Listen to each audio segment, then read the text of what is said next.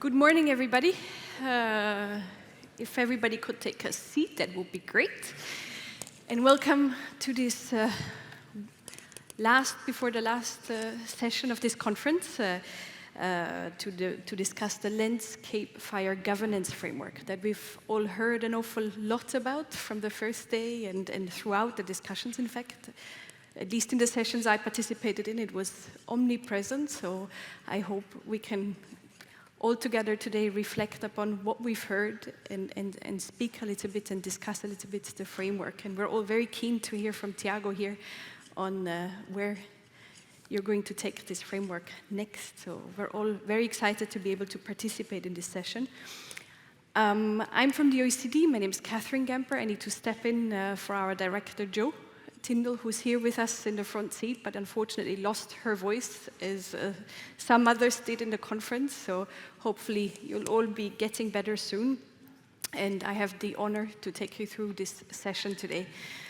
From an OECD's perspective, we were particularly pleased that we were able to gather, and all of you as fire experts, I guess you already know each other from previous such conferences, but also bring us policy folks like ourselves to understand how we can work together to bring all the good work that you've been doing, all the good expertise you're having in the respective fire responsibilities, fire management responsibilities that you're having, and understanding how we can improve the policy side of things.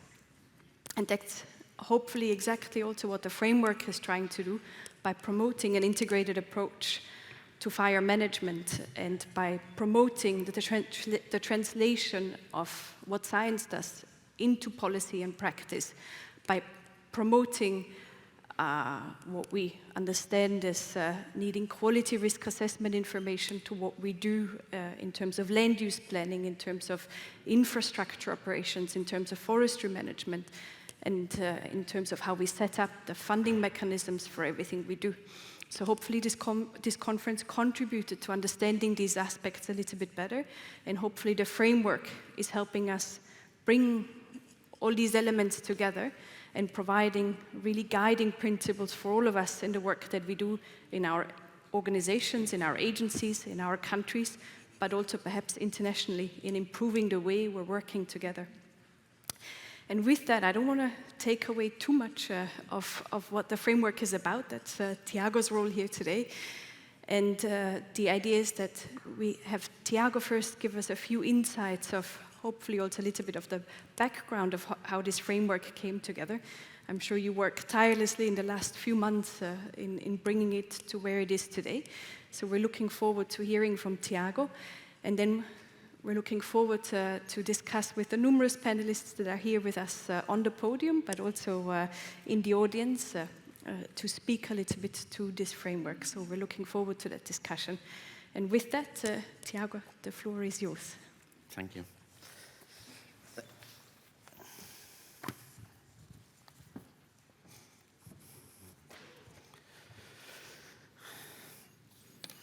Well, good morning. It looks like everybody's more or less tired of these such competitive sessions throughout all these days. Well, thank you again for attending and to participate with us in this endeavor. Maybe I will speak in English because this is not a protocolar process, so it's better for you to understand. Excuse me for any faults that I do in this language. Well, it's mostly about when we are fighting a fire or doing some prevention activities, we are too focused and too narrow in our technical approach. And sometimes everything fades away when you just lose the battle through the fire, or you cannot do the prescribed burning on time, and then that stand burns or whatever. And you have the feeling of insuccess, that you failed. And I think it's what's make us as a community to engage in this next level and to put these ideas forward is that we understood that we alone as a community, a technical community, could not engage other departments of our own organizations, biodiversity departments, the conservation department for those that are to focus on wood production, for example, or other areas of the institutions. And we came out of this idea following all this process that Jürgen Goldhammer will resume about bringing this community to a different level, to touch the policy arena and to touch how the politicians are doing their policies and how can they endure in space and time cohesive policies and funding instruments, put technical or technocratic approach into the ground. But we all recognize this is not about a technological fix. This is mostly about people. This is mostly about economics. This is most about how to engage and to put these ideas in practice. There are technical solutions, but they need to be integrated in the social, ecological, economic framework. And bridging this idea, I think this landscape fire governance can be a tool to help us to decide better about managing the fire, the good fire and the bad fire. And governance is always about how does entities, actors, agents, organizations, they do collect, analyze, and decide about a simple, or in this case, a complex issue, as Professor Ortwin Wren later explained. So, in a very few minutes, I will show you, or I'll try to show you, the relevant issues about this. Why, what, who, and what to do with this, in order to help you to come to this political arena. I think for us it was really an important experience because almost 6 years ago I was kidnapped by the political authorities to help them in the aftermath of the 2017 event. I was planning to do other things with my life, but then all this collapsed, and you cannot refuse an invitation from the Prime Minister and to step in and to try to do things. But it is a different political arena, the one that I was used to be, and now I'm living with them. It's not that relation, them and we. No, we are living all together, trying to help us as a society to move forward and have something different on the ground, making sense. And somehow this framework stimulates us, or stimulates me, to move forward in order to cope and to better help me having embedded this frustration on sometimes losing the fire line, or sometimes losing a prevention mechanism, or sometimes just see everything get burned and all this work on the technical perspective being smoked out. So I think we need somehow to speak a different language. We need to step into a different level of engagement, but without losing our roots, without losing our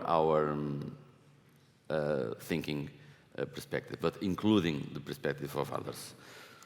So why is this framework is irrelevant? Well, it's mostly because what I spoke. There are unplanned and uncontrolled landscapes fires are increasing. The problem is becoming very relevant for other types of service that forests or ecosystems provide and how they threat people. And well, Steve Pine spoke about it. It's not a fire problem, it's an urban development problem. So the things get together, and it's important to include the social and economic ecological impacts that are rising, but they need to be in this equation. So we have done all this process during this last week. But what is it?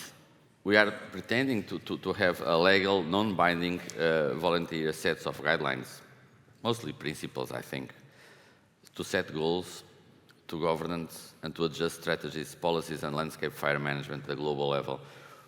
I think it's a little bit ambitious, Johan, and all the other people that is pulling these ideas forward. But it's a contribution of this community to go towards a solution. of course, I think fire problem is so complex, so much embedded complex issues that, well, will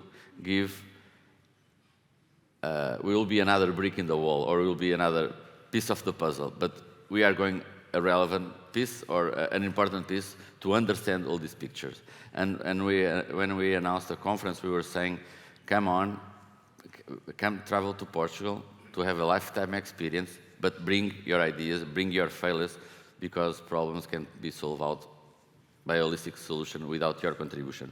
And this is the idea. It's putting people together and help to broaden this process chain. People are saying, well, it's a value chain because they are pretending to produce something. So it's a managerial perspective of value chain, in Portuguese, cadeia de valor, or in the process-based approach, process chain. But it is a process, a systematic process to address and to tackle a problem. Well, it's, as Steve Pine yesterday said, it's a consequence of Illuminism culture or positivism culture that started when the earthquake of Lisbon happened in 1755, and where all we understood that it was not a God theme or a God outcome. So we need to think about this complexity, but we need to integrate other perspectives. And to make the decisions making, I think what is critical, it's to bring everyone, policymakers, decision makers, managers, and people dealing with fire as a new challenge.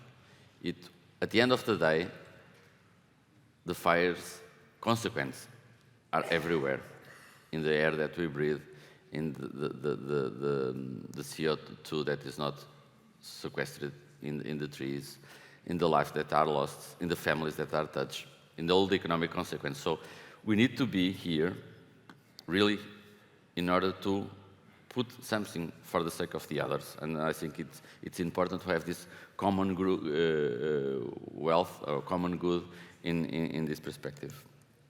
So we are aiming at the end of the day to reduce the losses, of course. But we want to have experience and to produce again this process of chain for wildfires, bring risk.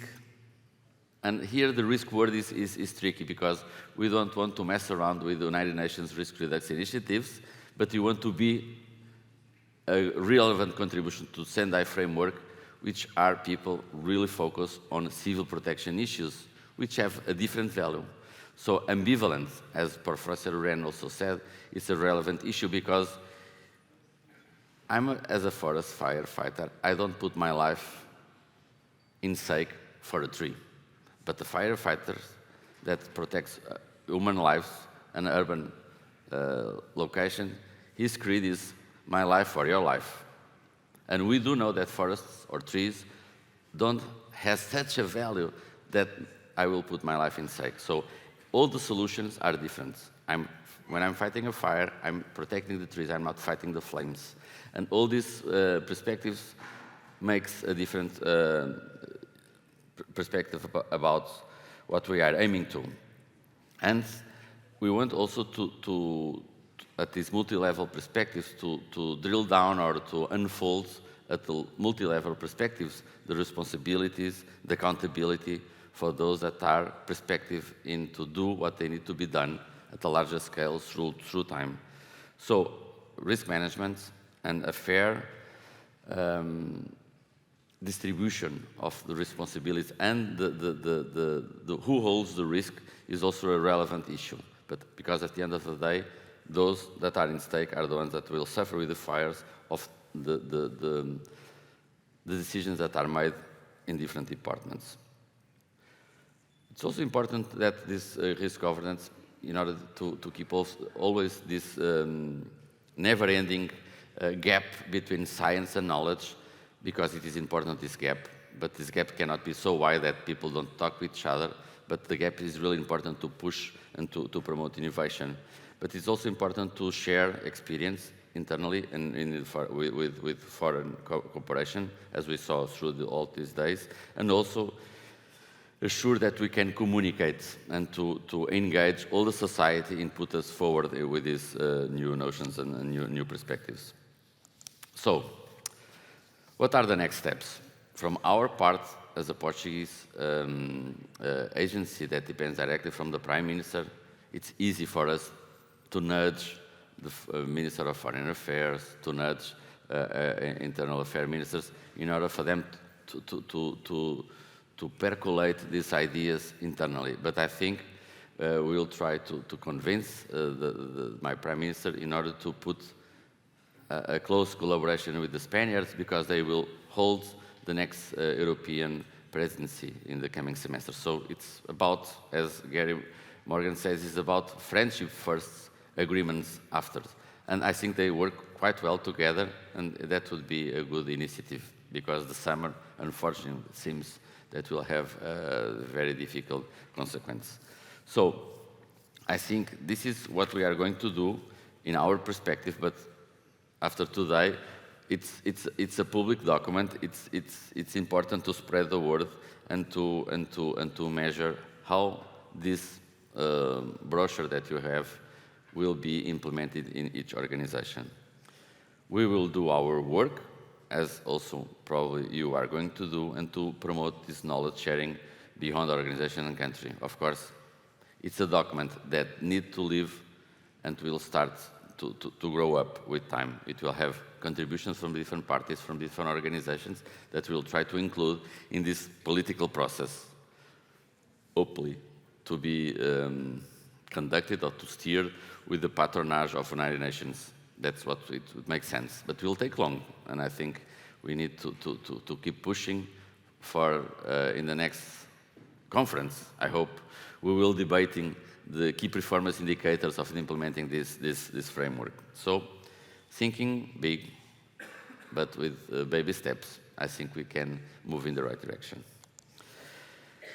Well, as we understood, this is not only using the Pulaski or the MacLeod, it's mostly about managing the risk. Or we need to govern the risk until, or instead of risk governance. I think it's a good metaphor, not quoting Pine, but it's helped me to think it's important to govern the causes instead of dealing with the consequences.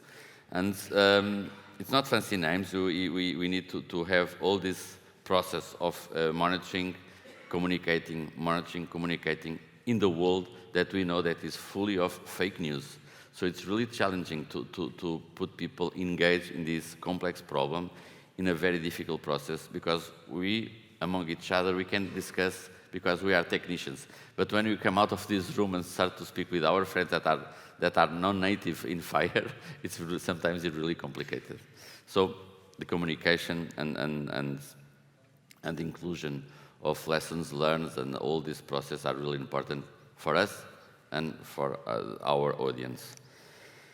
Well, I think to conclude, this framework, it's mostly a contribution of our effort in the last 2 years, I think, João Verde and Mario and Catherine that helped us put this idea forward, and Johan and Peter Moore.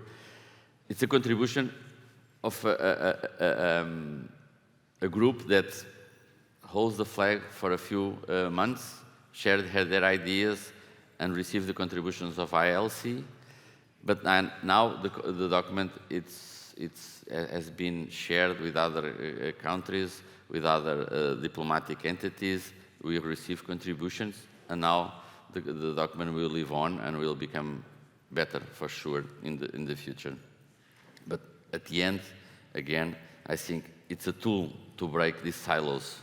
It's a tool to get people working together. It's a process that we hope will help you in the dialogue with the politicians, and will help the politicians to better understand what you are saying. So hope it works. Hope it will foster cooperation and people in this never-ending process on having the fuel treated and the fires regime being transformed for a less severe and more resilient landscapes. Well, the landscape has been shared in a hard copy. You have it, but you can also download this QR code. Thank you.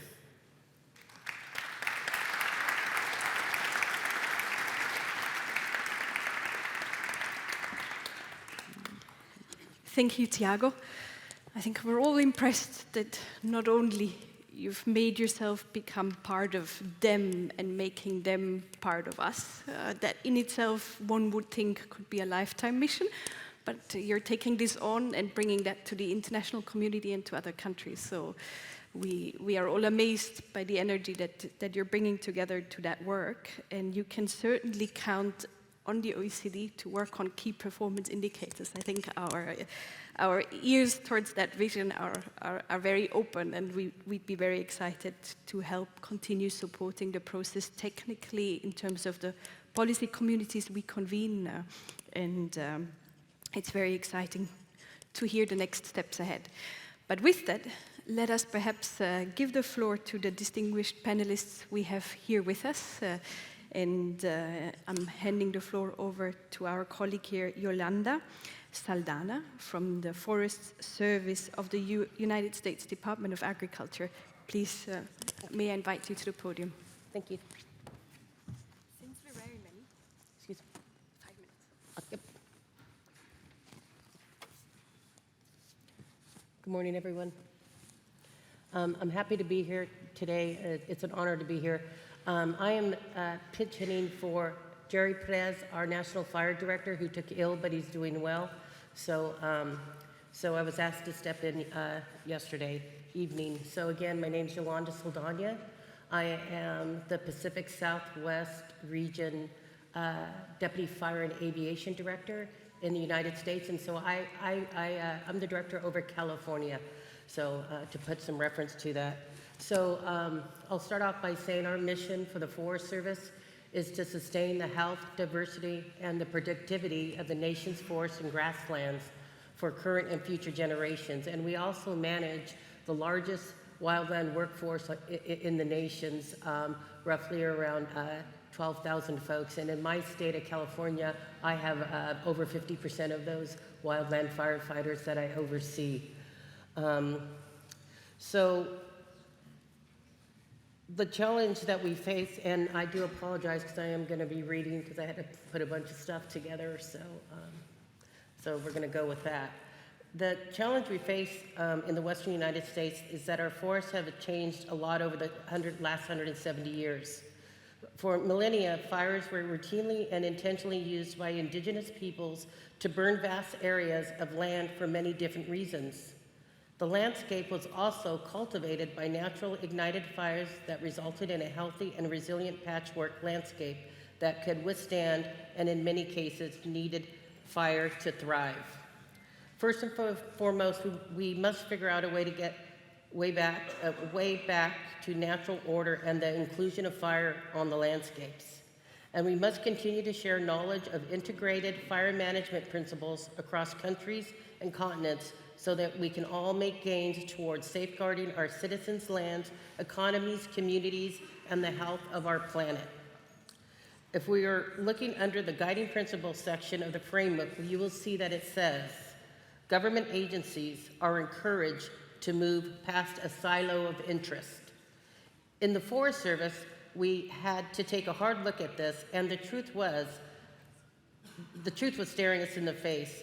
Our old paradigm was to use our limited funds and capacity to scatter treatments and randomly across the landscape to the best of our limited abilities and hope they were successful when a fire came through.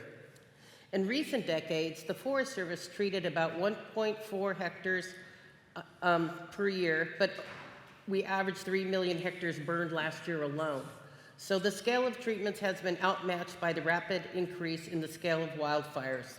The reality was our treatments rarely approached the scale needed, partly because of our annual funding for treatment has been limited and it's always uncertain. So we know it would take a major shift to confront our wildfire crisis facing our nation. As wildfires began threatening more homes and impacting high population areas like Los Angeles, where I live, Phoenix, and Denver, the importance of land management became center stage. Eventually, the public and politicians realized this is a national emergency and it calls for decisive and action.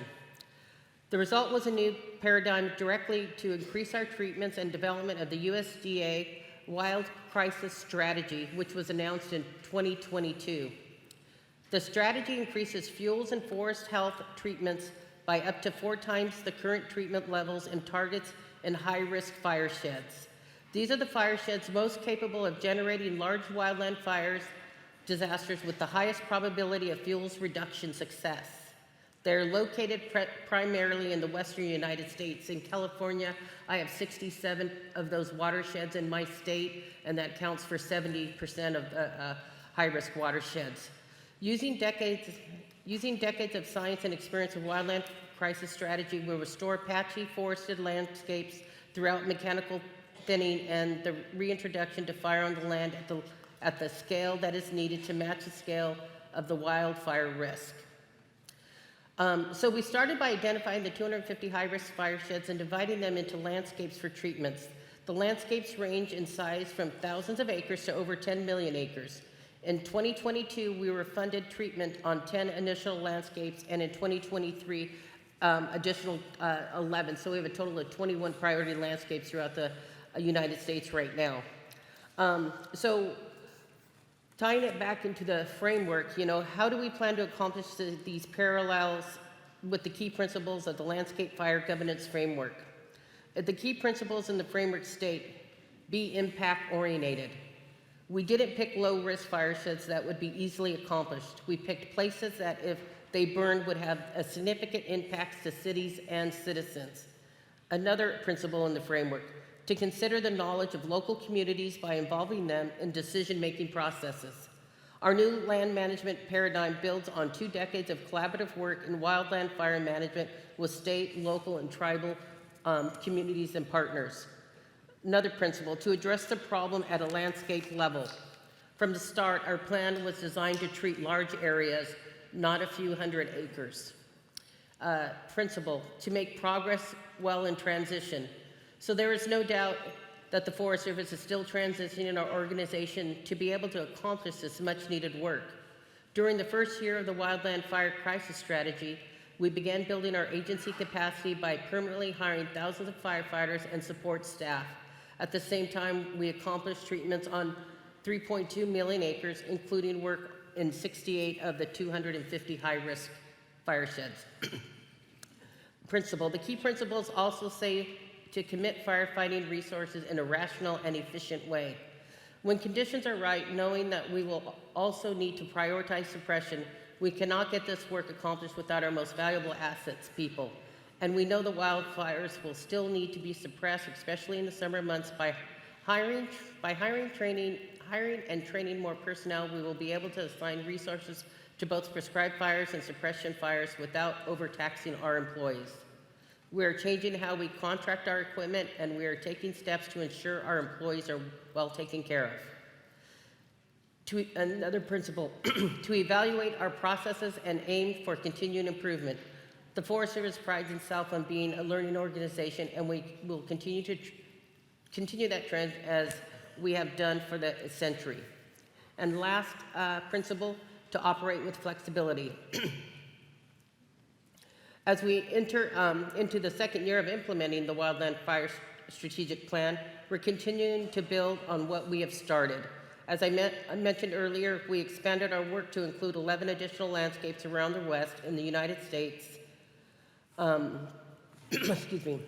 So I'm going to end by saying we offer our support to the adoption of the Landscape Fire Governance Framework. Many of our principles in the framework are working for us.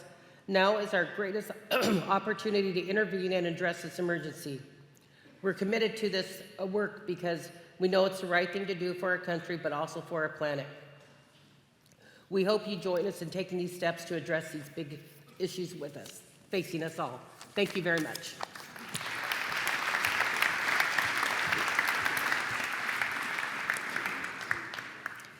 Thank you so much, Yolanda. Indeed, I think the strategy that you were referring to of USDA is one of the ones we try to highlight as actually being one that puts this integrated approach forward in what is an excellent strategy. So let me just highlight that. Ezra. May I introduce to you Ezra Bhutanwi from the Organization for Security Cooperation in Europe. If you could say a few words of how this framework is relevant to your organization and the work that you do, I think that would be very helpful. Thank you. Thank you very much. Good morning, colleagues. On behalf of the Organization for Security and Cooperation in Europe, OSCE, let me first of all thank our hosts for inviting us to this platform and giving us this opportunity to share the OSCE's perspective in addressing these issues, but also to OECD for leading this session. Well, I'm Esra Buttarna. I'm Senior Climate Change Advisor in the OSCE Secretariat in Vienna. As many of you may know, the OSCE is the world's largest regional security organization with 57 participating states, member states from Europe, Asia, and North America. And we have a special relationship also with 11 Asian and Mediterranean partner countries. Well, you may ask why such a political security organization is dealing with disaster risk reduction, wildfire risk reduction, and landscape fire management. Well, the OSCE has a comprehensive approach to security. In addition to its focus on hard security matters, it also deals with economic and environmental matters as well as human rights issues, and all in a complementary and interconnected manner. Therefore, disaster risk reduction and also tackling climate-related risks are an integral part of this comprehensive approach, and which we address primarily within the economic and environmental dimension of the OSCE, which we call as also the second dimension. The OSCE provides a political platform for political dialogue on these matters, on especially the security implications of these issues. But at the same time, we implement concrete activities on the ground in partnership with our field operations and with several other partners. Maybe it's important to highlight here a major OSCE Ministerial Council decision that was adopted back in December 2014 in Basel under the Swiss OSCE chairmanship by then. It's about disaster risk reduction, and this decision was adopted by consensus by 57 ministers of foreign affairs. This decision acknowledges that disasters could be additional contributor for conflicts, and that conflicts affect the vulnerability of society to disasters. It also emphasizes the importance of cooperation among OSCE participating states in disaster risk management in order to diminish tensions, to support good neighborly relations and conflict prevention and confidence building. Furthermore, as we are discussing here today, the decision calls for an integrated approach to disaster risk management. And it also calls for good governance and transparency at all stages of disaster management, from prediction, prevention, mitigation, preparedness, response, and recovery. I'm happy to underline that decision has a specific reference to fire management as well. And this is an area in which the OSCE has been actively engaged for many years in partnership with the Global Fire Monitoring Center and with Professor Goldemer personally. For almost 2 decades, we have been implementing several initiatives and projects to address and assess risks associated with fires, including in sensitive settings. Some examples include, for instance, forest fire vulnerability assessments in the South Caucasus region, along with support for national fire management policies and early warning systems, or trainings and preparedness on prevention and response to wildfires, such as the 2 trainings that we have organized in Turkey, which brought together countries of South Caucasus and Southeastern Europe. Another example is the specific trainings, exercises to manage fires burning on areas contaminated by radioactivity, landmines, or unexploded ordnance. And also some institutional efforts, for instance, our support for establishing a regional fire management resource center for Central Asia in Ulaanbaatar in Mongolia. So all these activities have gained significant momentum following the adoption of another important Ministerial Council decision in the OSCE, this time on climate change, in December 2021 in Stockholm under the Swedish OSCE chairpersonship. And cooperation, which we are underlining here today and in this session, is actually at the heart of this decision. It calls OSCE participating states to cooperate for climate-related risk analysis, for early warning, for joint monitoring, adaptation and mitigation, but also for disaster risk reduction and management. So we are already implementing this decision, supporting the implementation of this decision through our flagship program on climate and security, which covers 4 regions: South Caucasus, Central Asia, Southeastern Europe, and Eastern Europe. So far, we have conducted regional climate security risk assessments in all these regions and identified and mapped 42 hotspots, most of them being transboundary. And with the involvement of hundreds, close to 1,000 local stakeholders. And now we are moving ahead in the selected hotspots to identify and implement joint cooperation measures for climate resilience and adaptation among the neighboring countries. And fire management is again an integral component of this work as well. For instance, in southeastern Europe, in the Shara Mountains and Korab Massif area, which is a shared biodiversity hotspot, we are aiming to strengthen fire prevention and preparedness capacities with the engagement of the 4 protected area authorities through joint initiatives.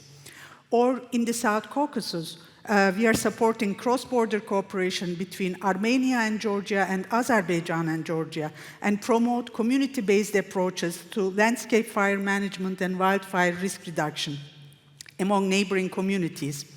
In Central Asia next month, in Tashkent, we will convene 5 countries of the region to exchange on climate change and security in high mountain areas. And disaster risk reduction, including fire risks, will be part of this new initiative. We are also promoting networking across regions. For instance, in December last year, we brought together emergency management and climate experts from Southeastern Europe, South Caucasus, and Mongolia to share experiences and best practices on wildfire risk reduction and climate resilience. This year, we continue our activities during the 2023 OSCE chairpersonship of North Macedonia, and they have also prioritized climate security in their chairpersonship. In all these initiatives, we are partnering with the Global Fire Monitoring Center and also the regional fire monitoring centers in Skopje, in Kiev, and in Ulaanbaatar, as well as with the Berlin-based think tank Adelphi. And now we have at hand this comprehensive landscape fire governance framework, which I'm sure will guide us in advancing our work further. And in this respect, based on our experience so far, let me also highlight maybe a few areas where we could benefit from further improvements, and I'm sure the framework will be very instrumental in this respect.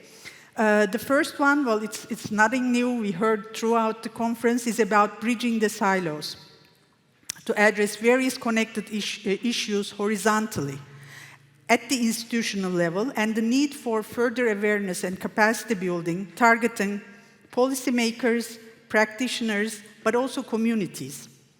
The second one is about the need to strengthen efforts to foster a preventive approach in every sense towards both wildfires and climate-related risks, which means further investments, more investments in early warning, in foresight tools and monitoring of risks. And the third one is about the need to step up dialogue, cooperation, and coordinated approaches among neighboring countries, and to reinforce regional responses, approaches, and transboundary responses. Actually, on Wednesday, late afternoon, I followed the session of Global Wildland Fire Network. And I'm really impressed with the work that's being done by all these regional wildland fire networks and fire management resource centers. With some of them, as I mentioned, we are working in the OSCE region, but globally, it's an impressive network, impressive expertise and experience which is accumulated there. And I think there is a lot to learn from that experience and to benefit. And I'm sure this landscape fire governance framework provides a good opportunity to address all those issues and excel in this area and deliver probably much more. Thank you.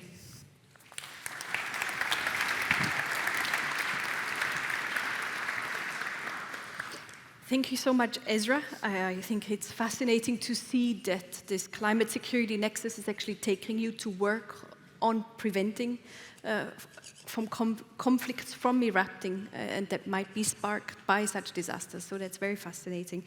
With that, may I hand over to Francesco. Francesco Gaetani is here with us from the United Nations Environment Programme, where he's responsible for the science policy program in the Latin America and Caribbean region.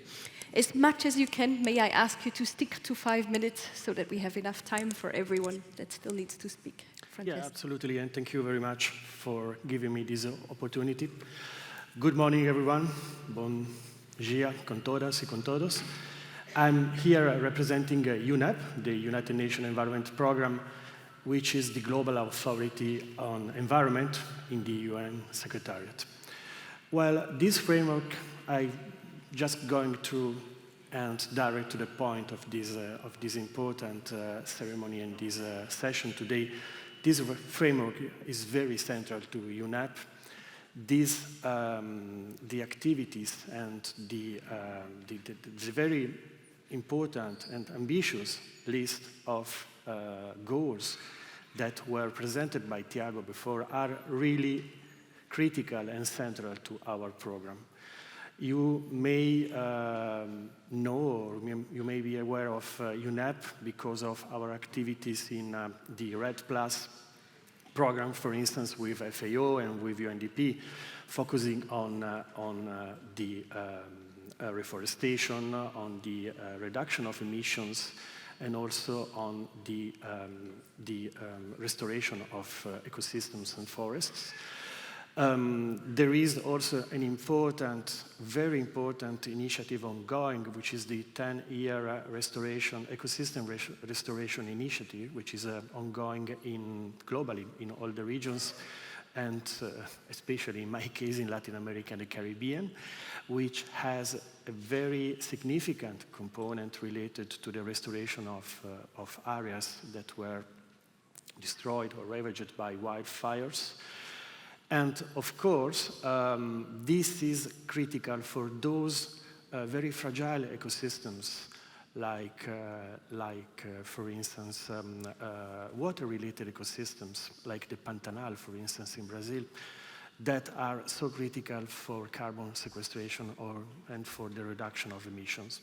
But apart from these quite technical, in a way, and very direct application and relevance of the framework to our work, I think the most important aspects and the most, interesting opportunity that this framework is providing to UNEP is that of strengthening the science policy interface at global, at regional, and most importantly, at national and local level. This is something that is really critical, important. If we really want to change the paradigm, if we really want to switch or shift from a responsive to a proactive approach or policy to reduce the risk of wildfires, we should think at science policy. We should think at the mechanisms, the way how science and data, information, and knowledge produced by science community, including indigenous and local knowledge, can be used, can be uptaken by policy and decision-making at local, most importantly, but also at national and regional level. And here, I think a critical point is the focus that we should consider on investigating on the causes of wildfires. Why these wildfires? Why these forests? Why these rural areas are burning? What are the drivers of these dynamics and processes? Well, in most cases, especially for these huge or mega fires, there is a very interesting evidence that the causes are related to driving forces that are very far away from the areas where you have these fires. These causes are related to the economic models of the countries, to the globalization. We heard about that during the last 3 days, to the urbanizations, to the land use, land cover change, and other pressures that are related to the economic growth and to the demography, that are the two main driving forces of environmental change. So if we would be able to investigate and better understand these dynamics, these global and very complex dynamics, then we will be able to work at local level with all stakeholders to reduce the exposure and the vulnerability to wildfires. Another important point, and I'm closing my remarks here, is related to the preparedness, and notably to the establishment of multi-hazard early warning systems.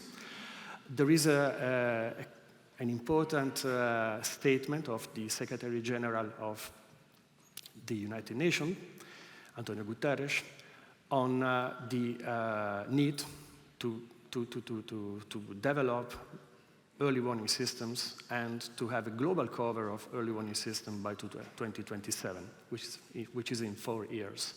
It's a very ambitious goal, but I think it's also a big opportunity for the wildfire community to have a more close relationship, working relationship and collaboration with meteorological services, with hydrological services, with climate experts, and with, in general, the disaster risk reduction community.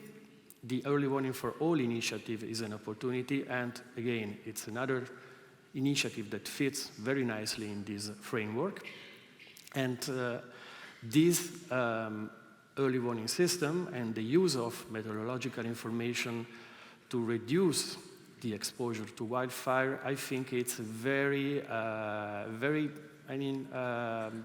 easy, if you wish, and straightforward way to reduce in a very short time the exposure to wildfire risk. Okay, I will stop here, and thank you very much. Excellent.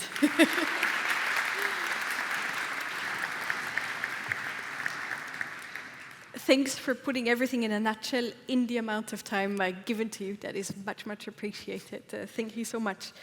May I hand over now to our colleague from Brazil, Ms. Flavia Saltini, who will intervene in Portuguese to give you a heads up. If you want to come to the podium, we would much appreciate it. Flavia is working at the Brazilian Institute of Environment and Renewable Natural Resources, where she is the coordinator of the National Center for Prevention and Suppression of Wildfires. Flavia, the podium is yours.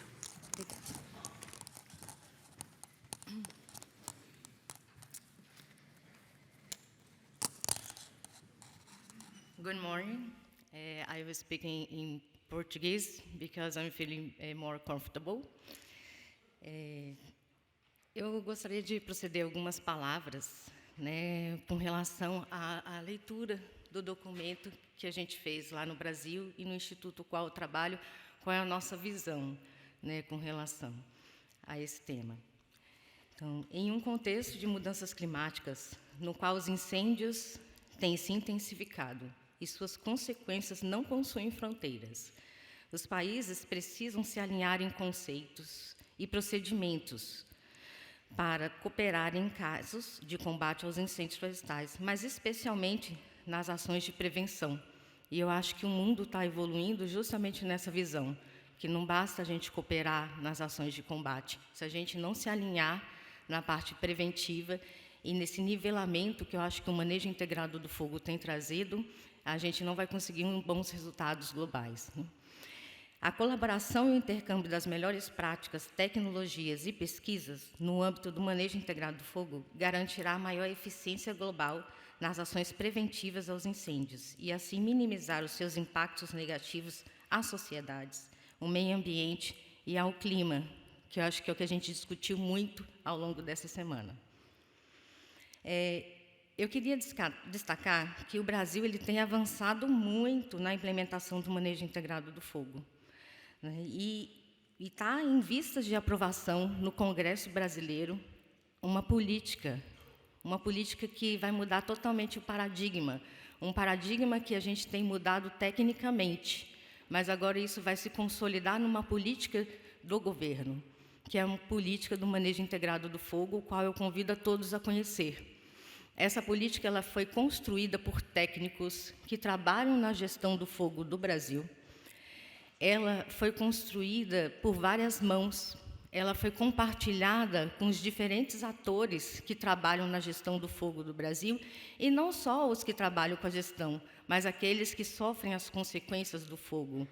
Então, foram voluntários que trabalharam, os governos estaduais, instituições do governo federal, foram os indígenas, foram quilombolas, todos foram ouvidos para a construção dessa política. Então, o conceito básico do manejo integrado do fogo, que é também a gente respeitar as culturas, respeitar os saberes, respeitar todas as visões do fogo, foi observada. Então, é uma política que ela é construída, ela sai de um contexto técnico para entrar num contexto agora político. Então, considerando os pontos que eu coloquei, é política do governo federal, eu acho que vocês têm visto, inclusive na mídia, a proteção do meio ambiente. Então, a gente tem tido um apoio muito forte governamental para a implementação dessas boas práticas ambientais e nesse fortalecimento e no crescimento do manejo integrado do fogo. A ministra do Meio Ambiente, Marina Silva, tem estado perto da gente nas discussões e tem se colocado a favor, inclusive engajada no Congresso para essa aprovação da política, que foi aprovada, inclusive, na Comissão de Meio Ambiente do Congresso. Isso já é um passo muito importante, agora vai para o plenário. Isso, então, é toda uma questão, uma articulação política muito importante para o Brasil. É diretriz do Ministério do Meio Ambiente a mudança do clima, as ações do MIF, né, articular e integrar os diferentes setores governamentais e demais parceiros interinstitucionais que lidam com a temática no Brasil, e que o IBAMA e o ICMBio, que faz a gestão das unidades de conservação, que está aqui presente também, nós temos planejado e executado já essa política, de uma forma a nos antecipar, inclusive, a promulgação dela. Então, eu venho declarar aqui, como coordenadora geral do Centro Nacional de Prevenção e Combate aos Incêndios Florestais do Instituto Brasileiro de Meio Ambiente e dos Recursos Naturais Renováveis, IBAMA, o apoio ao documento Estrutura de Governança de Incêndios, esse que foi apresentado para vocês. Tenho certeza que todos os brasileiros que estão aqui presentes, não foi fácil vir, é um outro país, né, Europa, e a gente tem uma delegação aqui incrível. Nós temos indígenas, nós temos o Instituto do ICMBio, nós temos secretarias de meio ambiente ali no fundo, nós temos a equipe do Preve Fogo IBAMA, aqui em peso, né? Nós temos universidades aqui brasileiras. Então, isso demonstra o quê? O quão importante essa temática é para o Brasil, o quão nós estamos abertos à cooperação internacional, o quão a gente quer discutir as boas práticas, queremos discutir os resultados das pesquisas, ver o que vocês estão fazendo e ver o que a gente pode colaborar também. Essa troca ela é extremamente importante e eu acho que é isso que vai garantir um sucesso nos próximos anos com relação a essa gestão do fogo no Brasil, no mundo. Obrigada.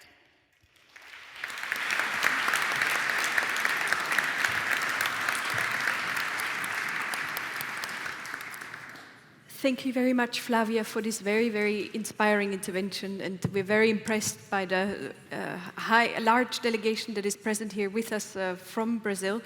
And it is very encouraging to see that you're making so much headway with bringing the policy forward in the Commission and now in the plenary as well. So we want to congratulate you for it and look forward to seeing the outcome of that discussion. Thank you very, very much. With that, may I now hand you over to someone who probably does not need a lot of introduction to this community. It's Professor Johan Goldammer. The podium is yours, Johan.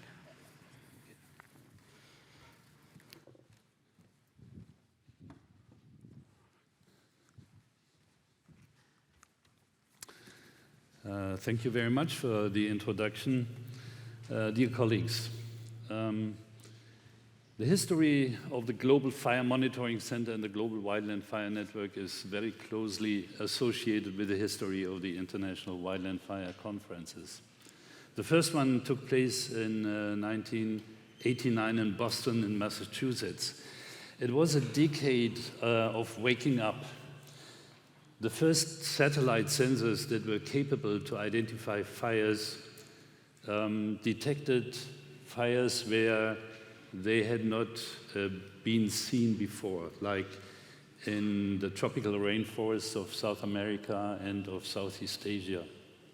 So the Boston Conference convened representatives from all over the world, including these regions, and looking for the first time at a global picture of fire and to conclude for the way ahead. For us, it was also the reason to look at the science of fire at global scale. And it was about 4 years later, in 1993, that a Dahlem conference was convened in Berlin, inviting the leading scientists from around the world to develop a first global planetary scale analysis of fire in the global environment. Co-convener was late Paul Crutzen, Nobel laureate for atmospheric chemistry. The next step, and now I'm referring to Francesco Gaetani, when he said the science policy interface, this is what we need to address, was a first meeting under the auspices of the United Nations Economic Commission for Europe and FAO, held in Shushenskoye in the heart of Siberia, bringing the practitioners community to the first conference, which was entitled Forest Fires and Global Change. We carried that message from both the scientific and the practitioners community to Vancouver in 1997, the second International Wildland Fire Conference, which then concluded, among other, that an instrument would be needed under the United Nations. In order to facilitate this, the German government sponsored the establishment of the Global Fire Monitoring Center in 1998. It coincided with the UN International Decade for Natural Disaster Reduction, the UNIDNDR, in the 1990s, and it was thought that the Global Fire Monitoring Center would be a contribution to this UN decade.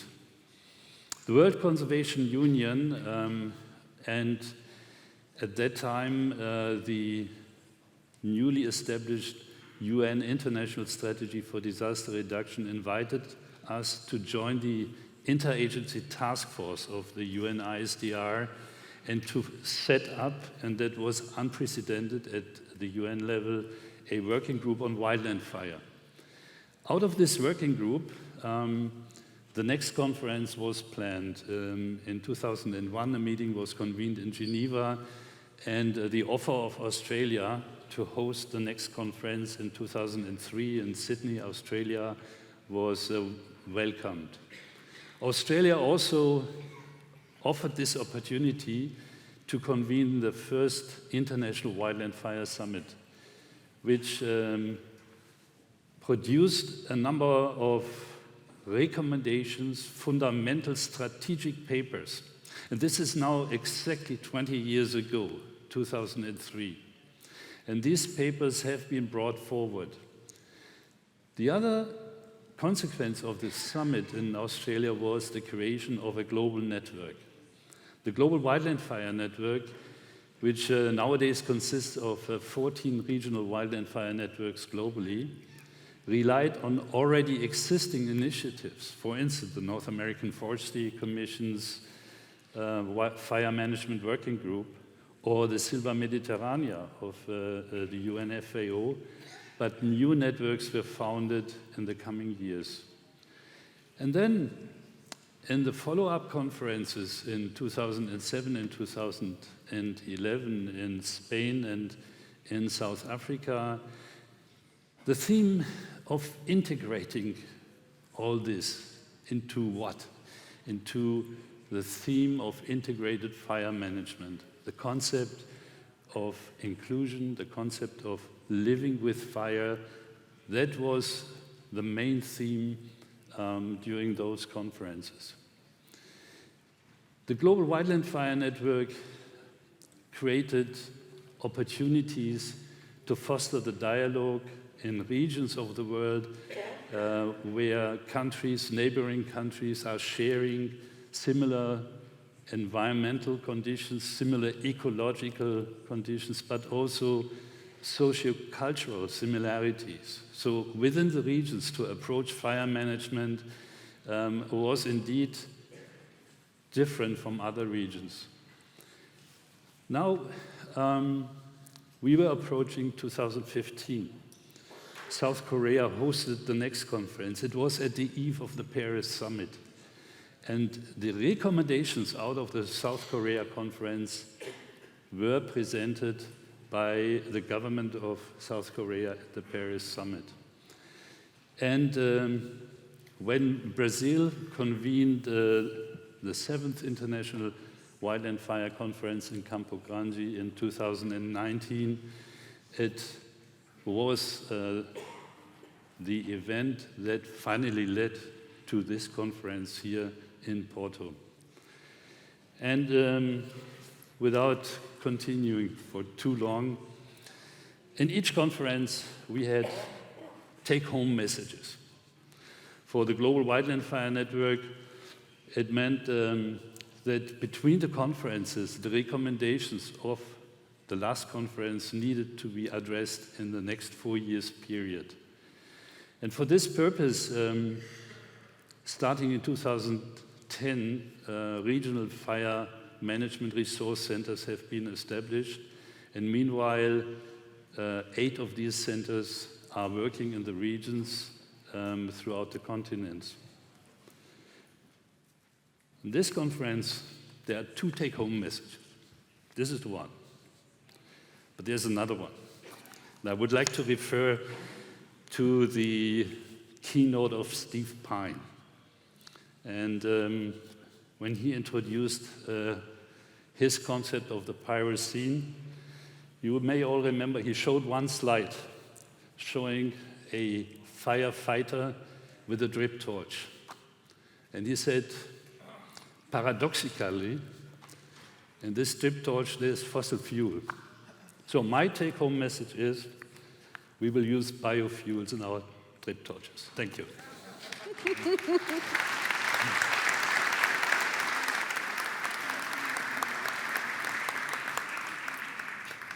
Thank you so much, Professor Goldhammer, for giving us this brief recap of history. And I think it was astonishing to see that as early as the 1990s or the late 1990s, there was already the idea of perhaps having a UN instrument that can guide our work on fire management.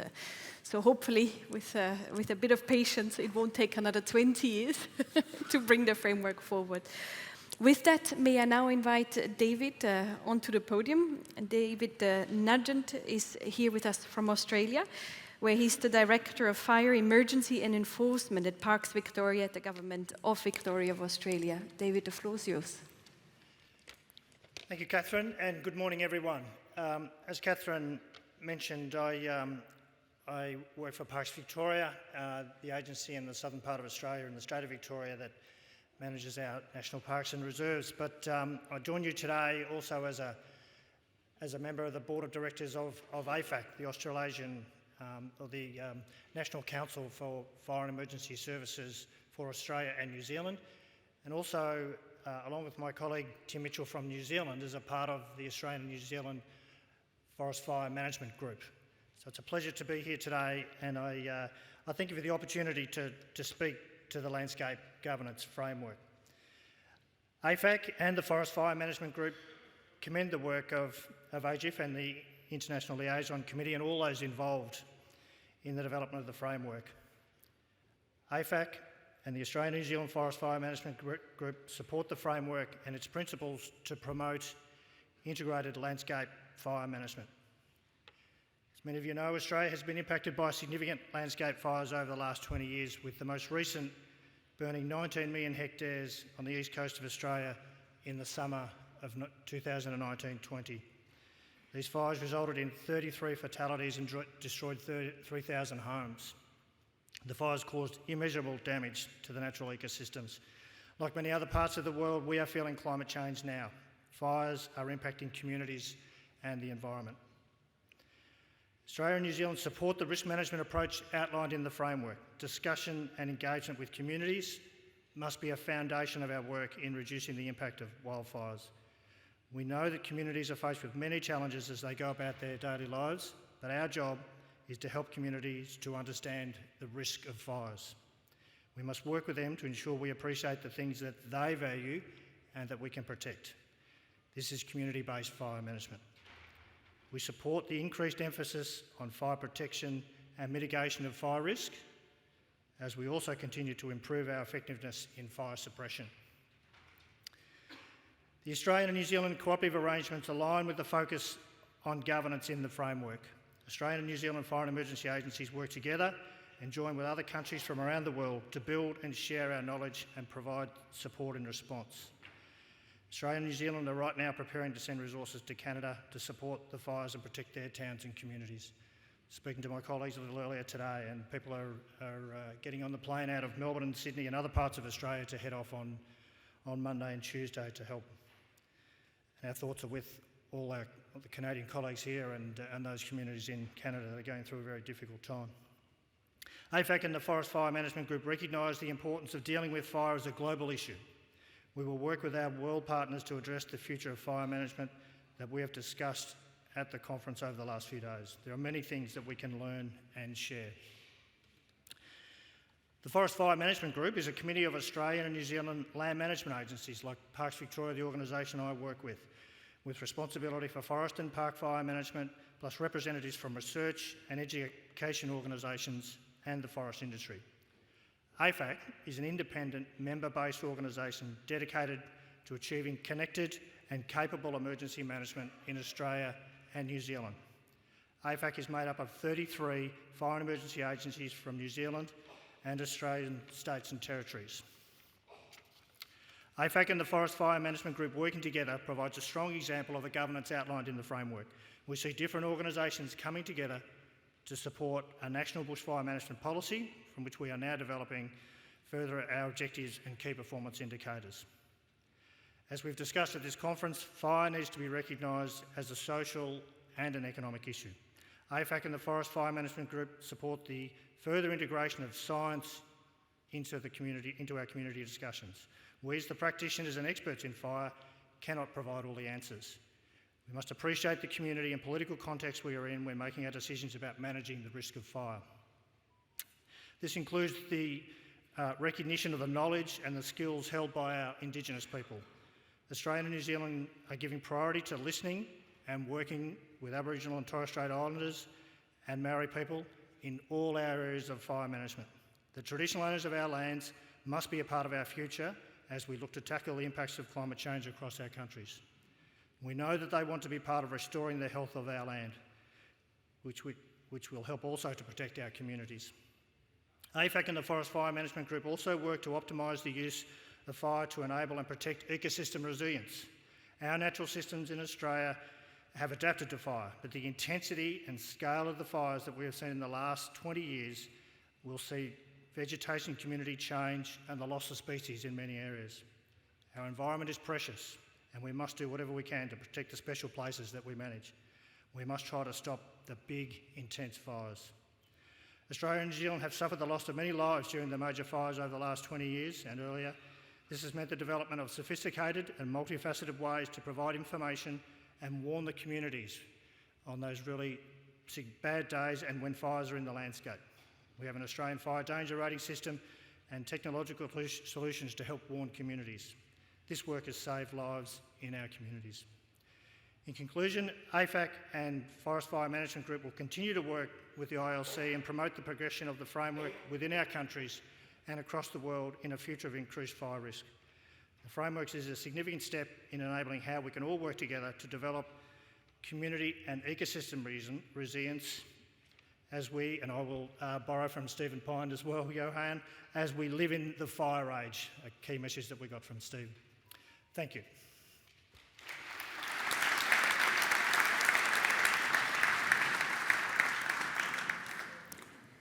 Thank you so much, David. It's great to hear that the framework could really help guide you in the good work that you're trying to do to get the voice out and work in the intersections between what you're doing and all the other intersections that you're touching upon. With that, may I hand over to our last panelist of today, Ms. Elena Hernandez Paredes from the Ministry of Ecological Transition and Demographic Management from Spain. The floor is yours, Elena. Thank you. Thank you very much for the introduction. Good morning to everyone.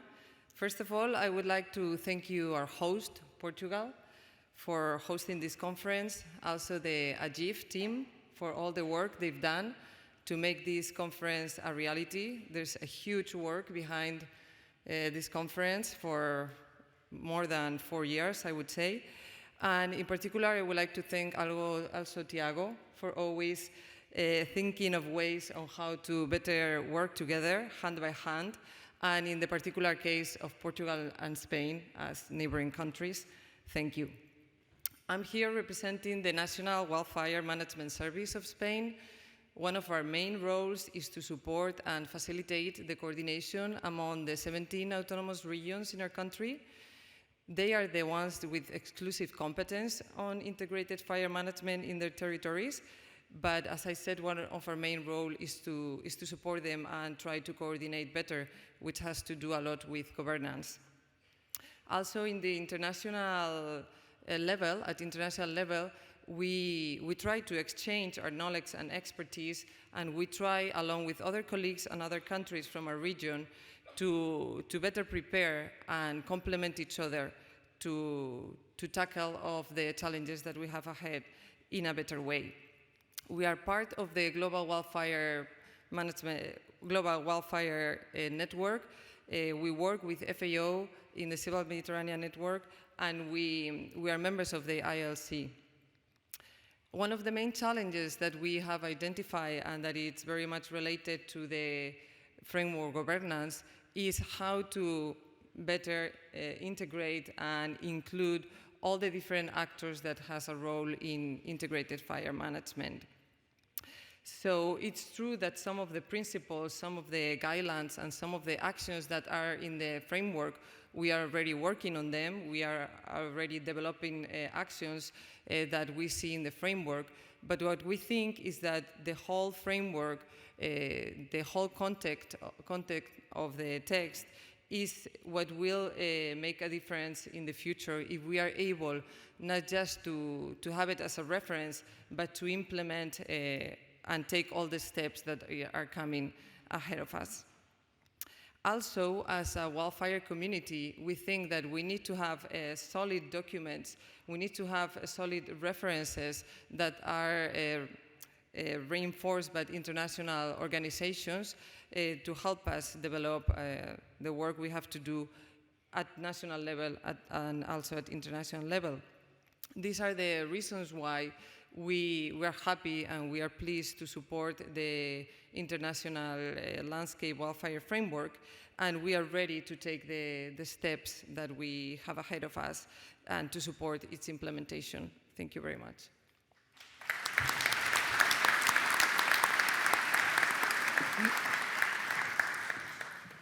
Thank you very much, Elena, above all for being so concise and for pointing to the usefulness of having international frameworks and agreements to help you do your job at national level. Thanks for reminding us of the usefulness of that. We're being told by our monitors that we have exactly 16 seconds left, so perhaps instead of keeping you from your last very well-deserved coffee break, I'm suggesting that I hand over directly to Tiago to provide a few final reflections on the discussions we've held today, and with that, helping us gaining a little bit of time before the closing session. Tiago, okay. The floor is yours one last time. Thank you. Quoting Pine, Steve Pine, I think fire is the synthesis of the contexts. And if you want to have less severe fires in the future, you need to change the contexts, cultural, socio, in order to change the vegetation and the intensity that are fueling the intensive fires. And I think this framework, if we sum up the endorsements made by Spain, Australia, US, Brazil, we have 26 million hectares of land that are saying, okay, we support this idea. That represents 20% of the 149 million of hectares of land that exists in our planet. Of course, there are a lot of land that does not burn. We know that. So roughly, I think we have 40% of the 30% of the planet area covered by this framework. Of course, we want to aim more because there are 80 countries here. Only 4 endorsed the document here. But OECD, OSEC, also, they are enforcing, and not their countries, but as institutions, you are not representing other countries, but you spoke by them, and you are probably, in your internal process, you will put this idea forward. So I think the prognosis for the future ahead is very is shining, and the Brazilian words and the Brazilian fast speed up in the last years on when 10 years ago, 15 years ago, they were struggling very hard with the fire problem, but now they are running an organization that is not tackling only the consequence, but is focused on the causes. And I think the major issue here is avoid the firefighting trap, keep the fighting fire resources running stable and efficiency, and focus on governing the causes of the problem. And this is what the framework is about, is a big umbrella and a process that allows people to think in a structured way and tackle ambiguity, complexity, and all these issues that risk governance is about. I think I tried to resume. I don't know, Catherine, probably. You did. Yeah. You did. Excellent. And this is the idea. Excellent. I think with these concluding remarks, we let everyone off the hook. Thank everyone for your patience in turning out so numerously. I'm very impressed by how many people you were able to still attract to this very last day of the conference. I think with that we should thank the panelists here on the podium, but also on the floor, David and Elena. Many thanks for being with us today. Many thanks, Tiago.